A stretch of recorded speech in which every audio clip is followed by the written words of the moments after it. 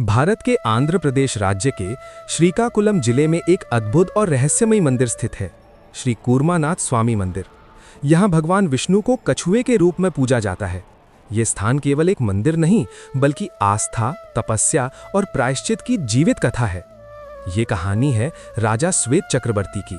बहुत समय पहले इस धरती पर राजा श्वेत चक्रवर्ती का राज्य था। वे पराक्रमी थे, समृद्ध थे, परंतु मन की दुर्बलताओं से घिरे हुए थे। उनकी रानी सावित्री अत्यंत धार्मिक और पतिव्रता स्त्री थीं। एक दिन रानी सावित्री ने राज्य के पास बहने वाली पवित्र नदी के किनारे तपस्या आरंभ की। उनका उद्देश्य था राज्य की समृद्धि और अपने पति के पापों का क्षय। नदी शांत थी, वातावरण पवित्र था और रानी गहरे ध्यान में लीन थीं। परंतु उसी समय राजा के मन में काम वासना जाग उठी। वे तपस्या की गंभीरता को समझ न सके। वे रानी के पास पहुंचे और उनकी तपस्या भंग करने का प्रयास किया। जैसे ही रानी का ध्यान टूटा, प्रकृति ने मानो क्रोध प्रकट किया। अचानक नदी की धारा तेज हो गई, लहरें उठीं और राजा को अपने साथ बहाकर दूर ले गईं। राजा किसी प्रकार नदी से बाहर निकले, परंतु ये दैवी दंड यहीं समाप्त नहीं हुआ। कुछ ही दिनों में उनके शरीर पर कुष्ठ रोग के लक्षण प्रकट होने लगे। चमड़ी गलने लगी, पीड़ा असहनीय हो गई। अब राजा को अपनी भूल का एहसास हुआ। वे रो पड़े। उन्होंने सिंहासन त्याग दिया और उसी स्थान पर बैठकर भगवान विष्णु की कठोर तपस्या शुरू कर दी। दिन रात, वर्षा धूप, भूख प्यास सब सहते हुए वे केवल एक ही पुकार लगाते, हे प्रभु, मेरे पापों को क्षमा करें। कई दिनों की कठोर साधना के बाद धरती कांप उठी, आकाश में प्रकाश फैल गया। भगवान विष्णु कछुआ रूप में प्रकट हुए। ये वही दिव्य रूप था जिसे कूर्म अवतार कहा जाता है। भगवान ने सुदर्शन चक्र से धरती को स्पर्श किया।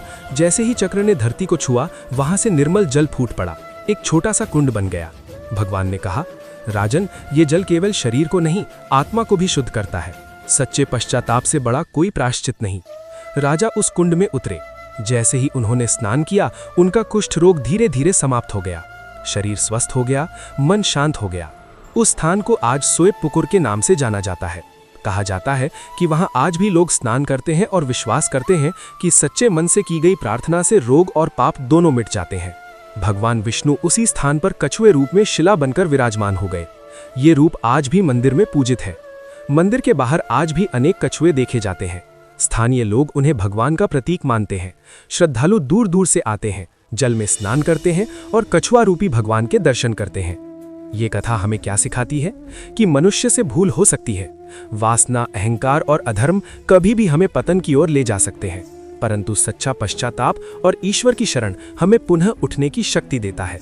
राजा श्वेत चक्रवर्ती का जीवन एक चेतावनी भी है और एक आशा भी। चेतावनी कि धर्म का अपमान दंड को आमंत्रित करता है। आशा कि ईश्वर की करुणा असीम है। आज भी श्री कूर्मानाथ स्वामी मंदिर में जब घंटियां बजती हैं और श्रद्धालु ओम नमो नारायणाय का जप करते हैं, तो ऐसा लगता है मानो वही कथा फिर से जीवंत हो उठी हो। धरती, जल और आस्था तीनों मिलकर इस स्थान को दिव्यता प्रदान करते हैं। और शायद इसीलिए कहा जाता है, पाप से बड़ा कोई रोग नहीं और भक्ति से बड़ी कोई औषधि नहीं।